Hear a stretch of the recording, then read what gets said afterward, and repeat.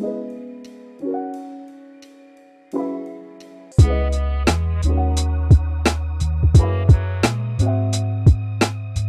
there, I'm Nick from Gardening Express, and today I'm introducing you to the world of dahlias, one of my absolute favourite plants.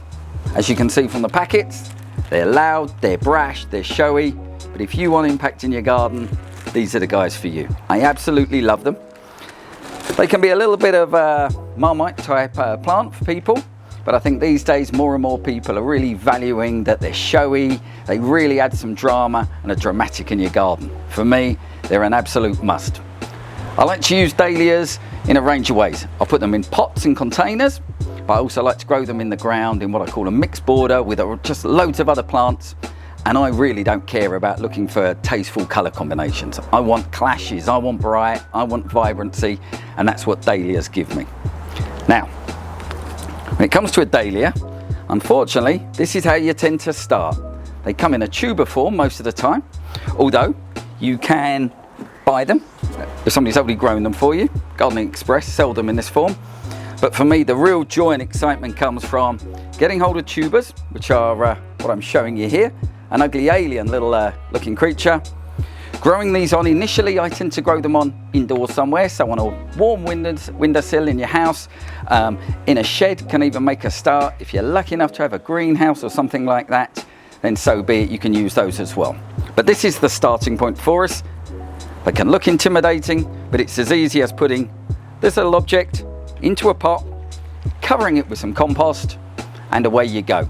And then, after 2, 3, 4 weeks, depending upon the time of year, you're going to end up with something like this. So in here, about 3 weeks ago, I put a tuber in here, and then after a little bit of time, you start to get a little bit of growth, and now I'm getting lots of growth. And this is as good as ready to go into the ground. Now, when it comes to dahlias, they can be what we call a little bit tender. So that means that you only really want to plant them out into your garden as soon as the last frost is gone. So that will often be around May time, which is exactly where I am now, just post-May, and I can plant these growths into the ground and start to really enjoy them flowering. Now, in my garden, they're already flowering, and we're just at the beginning of June, and I'm getting lots of exciting flower heads. I'm sure we can put some overlays on just to show you that. So it's exciting, and I'm expecting to get lots of colour over the next few weeks and months, up until you get your first frost. So plenty of good time for lots of showy flowers. They're brilliant as cut flowers, and as long as you keep cutting down those flower heads, you're going to get more and more flowers. Now, dahlias are a little bit hungry, so they do enjoy being watered. You can see from this stem here, that they're quite fibrous. They put on lots of growth, so you do need to keep plenty of water going if you really want the best effects, and also recommend feeding them maybe once or twice a week. And that's as simple as just buying some feed and pouring it on. And if you do that, you're going to be rewarded with some amazing flower shows. Now, let me show you how to pot up a tuber. So it's as simple as this, as I'm looking at this one here, and I've just got it out of a packet. They turn up looking a bit like this. Take it out the packet. Sometimes they come in singles or doubles, or you'll get 3 in a packet. But have a look, lots of colours, lots of varieties. And what you're doing is you're taking out your tuber, and what you're looking for is you've got the little sort of, what looks like little bulbs that hang down. And what I'm looking for is the old flower stem. It's just this little bit here, it's dry, it's woody. That's perfect. And all I'm trying to do is plant this tuber deep enough in the pot, so I have just the very top of last year's stem sticking out the top of the compost. That's all I'm after. Going to use a good quality compost with a feed in, so today I'm using some Compost King. I'm just going to start to put some compost in there. Now, this compost has a good feed in it and also is good for drainage. I'm just putting compost in here, making sure there's no great big lumps. I'm just going to check what depth that's going to come to, and if anything, I'll put a bit too much in, so I'll take a little bit out. Put my tuber in there. That's great. Don't know if you can see that, but I've got that little stem there, and now I'm just going to backfill all the way around this tuber now until I have nothing but that stem sticking out the top. Nice and easy. Doesn't take too long. Pat it down. There's a fair amount of moisture already in this compost, but I will give it a water at the end.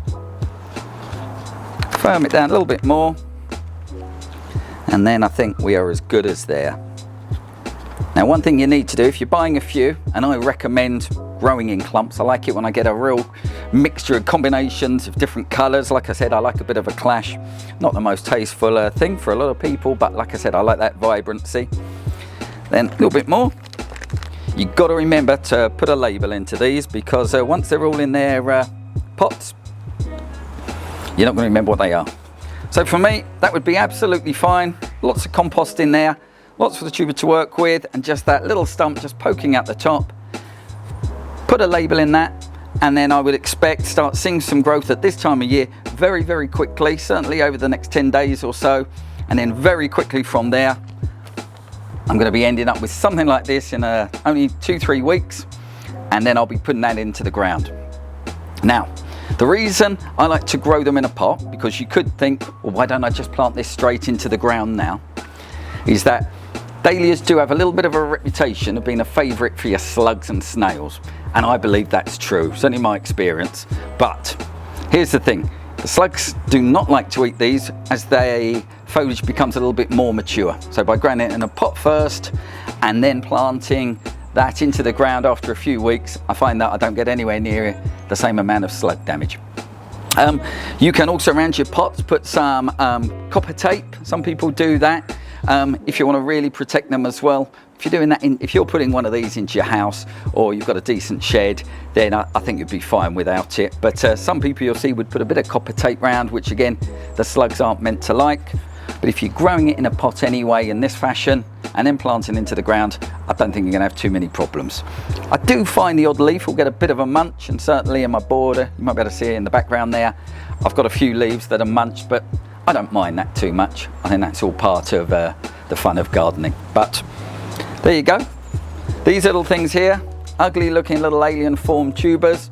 They might start off looking ugly, but they absolutely grow into the most beautiful and stunning plant in your garden. So get growing some dahlias.